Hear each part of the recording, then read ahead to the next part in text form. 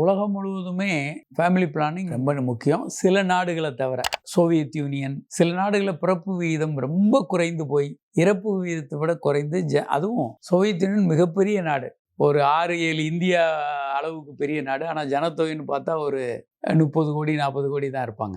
மிகப்பெரிய நாடு. ஆஸ்திரேலியா அதே மாதிரி பெரிய நாடு, ஜனத்தொகை குறைவாக இருக்கும்.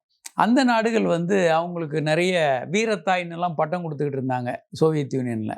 நிறைய ஒரு 5-6 குழந்தைகளை பெற்று அவங்களுக்கு போனஸு நிறைய நாடுகள்.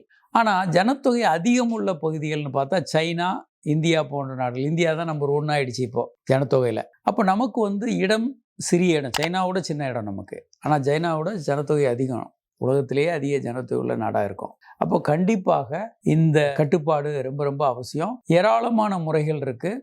இந்தியா ரொம்ப அரும்பாடுபட்டு இந்த 2 குழந்தைகள் அப்படின்ற ஒரு எண்ணங்களை மூளையில் விதைத்து இன்றைக்கி ஓரளவுக்கு நல்ல கல்வியறிவு வளர்ந்த தென் மாநிலங்களில் அந்த உணர்வு அதிகமாக இருக்குது. அந்த கல்வியறிவு குறைவாக வளர்ச்சி அடையாத மாநிலங்கள் இன்னும் நிறைய குழந்தைகள் பெற்றுக்கிறது வழக்கமாக இருக்கிறத பார்க்குறோம்.